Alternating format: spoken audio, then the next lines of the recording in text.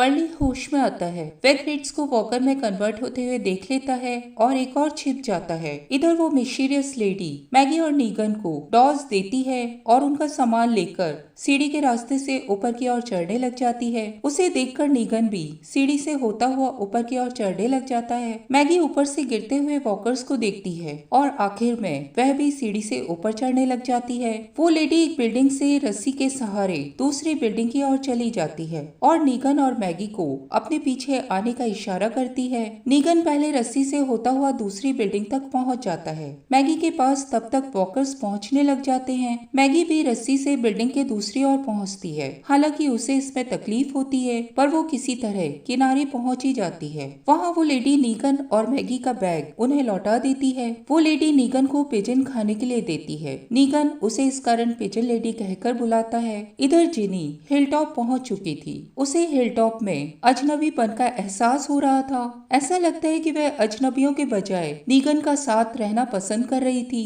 जिनी को हिलटॉप में होने वाली एक्टिविटीज बहुत डाउटफुल लग रही थी। उसने वहाँ एक आदमी को देखा जो एक खाली अनाज के डिब्बे में झांक रहा था। जिनी जानती थी कि क्रोएट के लोगों ने उनका पूरा अनाज चुरा लिया था और हिलटॉप उस वक्त बहुत ही कठिन दौर से गुजर रहा था। लेकिन वहाँ रहने वाले लोग हिलटॉप को दोबारा बनाने की कोशिश कर रहे थे। जिनी को स्कूल ले जाया जाता है जहाँ के कई बच्चे पढ़ रहे थे। इधर मैनहट्टन में पिजन लेडी मैगी और नीगन के स्टफ को चेक करती है। मैगी को ये अच्छा नहीं लगता। नीगन इसकी परवाह नहीं करता। पिजन लेडी को इंग्लिश नहीं आती थी। मैगी पिजन लेडी से उन्हें स्मोकिंग बिल्डिंग की ओर ले जाने के लिए कहती है, लेकिन पिजन लेडी उन्हें वहां न जाने के लिए वार्न करती है। पिजन लेडी मैगी और नीगन को अपने लोगों के पास ले जाती है। वो एक पैरानॉइड कपल था जिनके पास पिजन लेडी उन लोगों को लेकर गई थी। उनके नाम अमाया और टोमेसो था। वो लोग पिजन लेडी को उसके नाम एस्थर से पुकारते हैं। मैगी और नीगन को समझ आ जाता है कि वो लोग क्रोएट्स के साथ नहीं थे।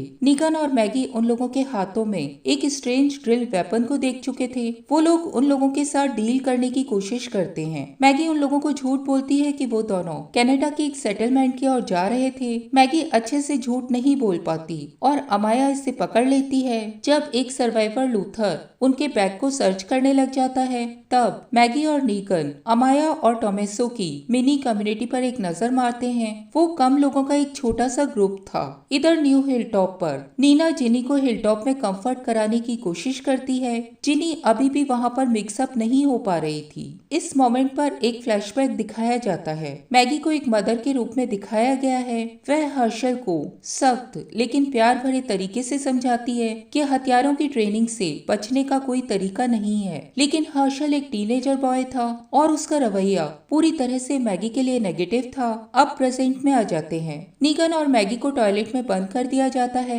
नीगन मैगी को क्रोएट के बारे में बताता है कि नीगन ने क्रोएट को उस वक्त सहारा दिया था जब वो कठिन समय से गुजर रहा था। क्रोएट सेंचुरी में सेफ फील करता था। नीगन बताता है कि क्रोएट तब एक मॉन्स्टर बन गया था। क्रोएट उस समय सेंचुरी का नंबर 1 टॉर्चरर था।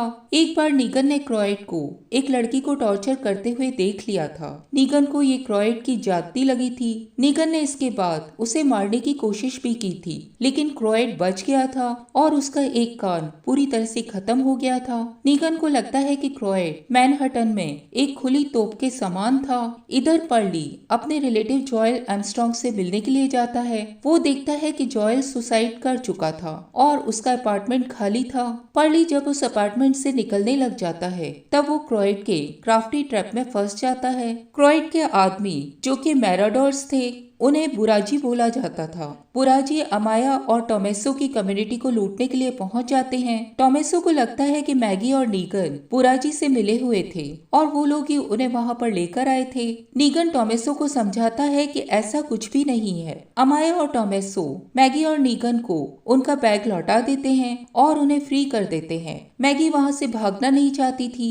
वह बुराजी का सामना करके उनसे इंफॉर्मेशन निकलवाना चाहती थी। बुराजी नंबर्स में बहुत ज्यादा थे। मैगी और नीगन उन लोगों से बचकर एक जगह पर छिप जाते हैं। उसके बाद वो दोनों बुराजियों से बचते हुए टोमेसो के ग्रुप में शामिल हो जाते हैं। बुराजी का एक आदमी एस्टर को मार डालता है। नीगन को एस्टर की मौत पर बहुत ज्यादा गुस्सा आ जाता है। वो उस बुराजी को पकड़ लेता है और उसे लेकर उसके दूसरे साथियों के सामने पहुंच जाता है। नीगन उसके साथियों को आवाज देकर ललकारता है और उन लोगों के सामने उस बुराजी को बहुत ही बुरी तरह से मार डालता है। मैगी छिपकर नीगन की इन सारी हरकतों को देख रही थी। रात में बुराजी के हमले के बाद अमाया और टोमेसो अपना ठिकाना खो चुके थे। मैगी तब उन्हें अपने मैनहट्टन आने का असली कारण बता देती है। अमाया और टोमेसो क्रोएट और हर्शल को ढूंढने में मैगी की हेल्प करने का वादा करते हैं। वो दोनों मैगी और नीगन को वार्न भी करते हैं कि वह लोग क्रोएट का सामना करते हुए मारे भी जा सकते थे।